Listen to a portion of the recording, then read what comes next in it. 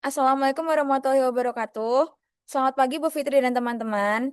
Jadi, kami di sini akan mempresentasikan successful aging, penerimaan kehidupan, syukur, dan kesejahteraan psikologis.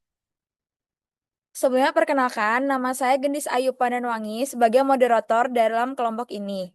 Lalu, ada anggota kelompok kami yang pertama, yaitu ada Yasmin Sintia Dewi. Yang kedua ada Koholu Bilkis Haris. Yang ketiga ada Natania Azalia Raja. Yang keempat ada saya sendiri. Yang kelima ada Khairunisa Arfa Faihanah Rahmuni. Dan yang terakhir atau yang keenam ada Amanda Najwa Khairunisa. Baik, saya akan menjelaskan kenapa successful aging itu penting. Yang pertama itu ada proses penuaan. Jadi, lansia mengalami perubahan fisik, psikologis, sosial, dan spiritual sebagai bagian dari tahap perkembangan. Yang kedua ada makna successful aging. Jadi, masa tua yang berkualitas itu ditandai oleh kesehatan yang baik, penerimaan terhadap perjalanan hidup, hubungan sosial yang positif, serta kehidupan yang bermakna. Lalu yang terakhir ada fokus analisis. Fokus analisis kelompok kita yaitu penelitian ini mengkaji successful aging pada subjek melalui hasil wawancara dengan menggunakan teori psikologi perkembangan, yaitu teori Erikson, ego integrity versus despair, dan psikologi Islam yaitu proses syukur. Selanjutnya ada tujuan atau fokus analisis kelompok. Jadi, kelompok kami fokus pada yang pertama ada mengidentifikasi gambaran successful aging pada subjek. Yang kedua, menganalisis berdasarkan teori ego integrity versus despair. Yang ketiga, menganalisis peran syukur dalam perspektif psikologi Islam. Dan yang terakhir, mengintegrasikan teori dengan hasil wawancara. Lalu selanjutnya di sini saya akan membacakan tentang profil subjek kami. Subjek kami bernama Dodon Alamsyah, berusia 66 tahun, dengan pendidikan terakhir yaitu S1 Akuntansi. Pekerjaan subjek yang sekarang yaitu sebagai penjaga kos, dengan kondisi kesehatan secara umum baik. Meskipun sudah mengalami penurunan fisik karena usia, namun subjek tetap mampu beraktivitas secara mandiri. Latar belakang keluarga subjek yaitu berstatus duda dan memiliki 5 orang anak serta 8 orang cucu. Subjek telah tinggal di Yogyakarta selama kurang lebih 5 tahun.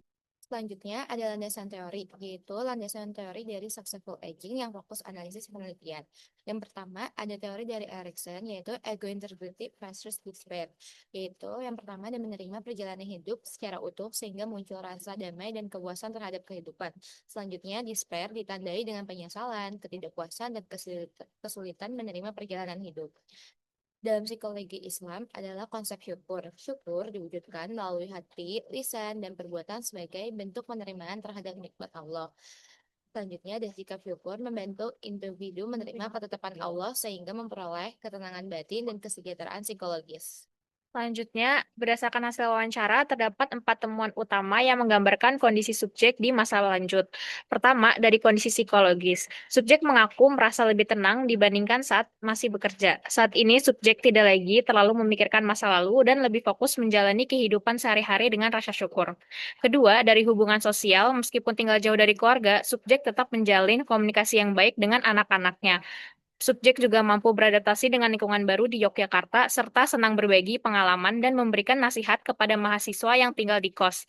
Ketiga, dari aspek spiritual, subjek lebih mendekatkan diri kepada Allah melalui ibadah, menerima setiap takdir sebagai bagian dari kehidupan, dan meyakini bahwa setiap ujian memiliki hikmah sehingga dapat dijalani dengan ikhlas dan penuh syukur. Keempat, dari pengalaman hidup, subjek pernah mengalami kesulitan ekonomi dan memiliki penyesalan karena dahulu terlalu sibuk bekerja hingga kurang memperhatikan ibadah. Namun, pengalaman tersebut tidak membuat subjek putus asa, melainkan menjadi pelajaran untuk memperbaiki diri dan menjalin masa tua dengan lebih bermakna. Dari hasil wawancara ini dapat disimpulkan bahwa subjek menunjukkan penerimaan terhadap perjalanan hidup dan memiliki rasa syukur yang tinggi, serta menjalin masa lanjut usia dengan lebih tenang dan bermakna. Selanjutnya ada analisis teori Erikson, yaitu despair, larut dalam penyesalan, sulit menerima masa lalu, kehilangan harapan, dan tidak menemukan makna hidup. Selanjutnya ada ego yang tertutupi, lawannya yaitu menerima masa lalu, menemukan makna hidup, fokus memperbaiki diri, hidup lebih damai. Kesimpulannya, subjek lebih dominan pada tahap ego yang tertutupi karena mampu menerima pengalaman hidup dan menjadikannya sebagai pembelajaran. Kemudian selanjutnya ada analisis rasa syukur. Berdasarkan hasil wawancara, subjek menunjukkan sikap syukur yang sesuai dengan kajian teori. Aspek syukur tersebut nampak dari kemampuannya menerima kondisi hidup, termasuk tinggal jauh dari keluarga sebagai ketentuan Allah Subhanahu wa taala. Rasa syukur yang dirasakan subjek membuat dirinya merasa lebih tenang, lebih sabar, dan tidak mudah cemas dalam menghadapi perubahan pada masa lanjut usia. Yang kemudian rasa syukur tersebut diwujudkan melalui ibadah, seperti lebih rutin sholat, berdoa, dan berzikir. Pada akhirnya, syukur membantu subjek beradaptasi dengan kondisi hidupnya dan tetap menjalani masa tua secara positif. Temuan ini sejalan dengan teori yang menyatakan bahwa syukur berperan dalam menjaga kesejahteraan psikologis lansia. Kemudian selanjutnya adalah analisis integratif teori dan data, successful aging. Berdasarkan hasil wawancara, dapat dilihat bahwa kondisi subjek sesuai dengan konsep successful aging. Subjek masih memiliki kesehatan fisik yang baik sehingga tetap mampu bekerja dan melakukan aktivitas secara mandiri.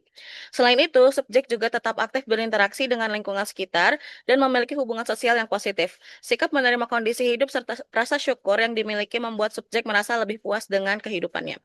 Jika dihubungkan dengan teori, seluruh aspek tersebut saling berkaitan, mulai dari kesehatan fisik, produktivitas, hubungan sosial, penerimaan hidup, hingga kepuasan hidup.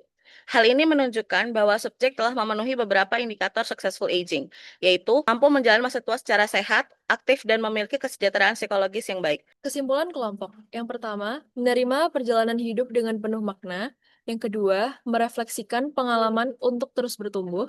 Yang ketiga, berdamai dengan masa lalu melalui ego integrity.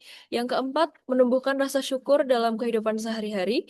Kemudian yang terakhir, mewujudkan successful aging dan kesejahteraan psikologis. Selanjutnya, refleksi.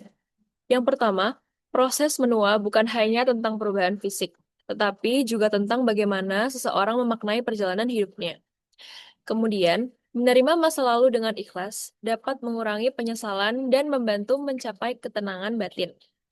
Lalu, rasa syukur menjadi kekuatan yang membantu individu tetap optimis, beradaptasi, dan menjaga kesejahteraan psikologis. Kemudian, kisah subjek menunjukkan bahwa successful aging dapat dicapai melalui penerimaan diri, hubungan dengan Tuhan, dan kemampuan mengambil makna dari pengalaman hidup. Berikut daftar referensi yang kami gunakan. Sekian presentasi dari kelompok kami, kurang lebihnya mohon maaf. Wassalamualaikum warahmatullahi wabarakatuh.